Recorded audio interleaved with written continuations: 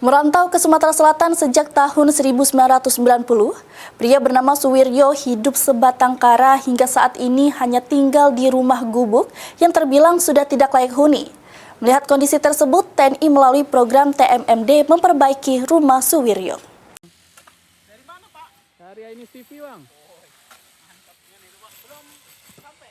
Baru selesai makan siang.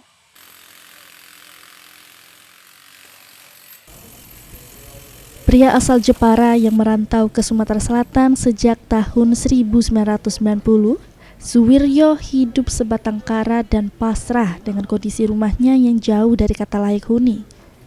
Suwiryo Taruno bersyukur berkat program renovasi rumah di program Tahun TNI, gubuknya yang lusuh berubah cerah ceria berkat kerjasama TNI, masyarakat, dan pemerintah daerah.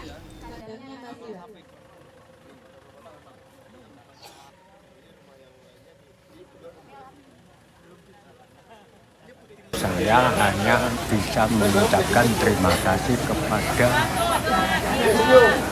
TNI, Pak. Kodim, seluruhnya. Pokoknya saya hanya mengucapkan terima kasih atas bantuannya. Kalau nggak ada bantuan itu, aku nggak bisa berdiri tegak. Wakil Bupati Muara Enim, Sumarni, mengatakan program perbaikan rumah salah satu bentuk sinergitas pemerintah, stakeholder, dan TNI. Tidak hanya merenovasi rumah, juga merenovasi bangunan ibadah.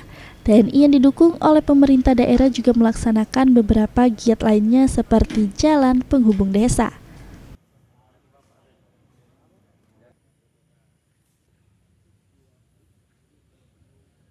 Kami sebagai pemerintah Kabupaten Muara Enim menyambut baik karena kami tidak bisa bekerja sendiri, perlu kolaborasi. Inilah bentuk wujud kerjasama, sinkronisasi dari pemerintah Kabupaten, TNI, masyarakat Muara Enim secara keseluruhan. Pelaksanaan kegiatan TMMD yang dimulai sejak awal Oktober dilaksanakan di 3 desa, yaitu Desa Muara Harapan, Desa Harapan Jaya, dan Desa Sakajaya, diharapkan bisa berdampak langsung kepada masyarakat. Mardiansyah, PAL TV.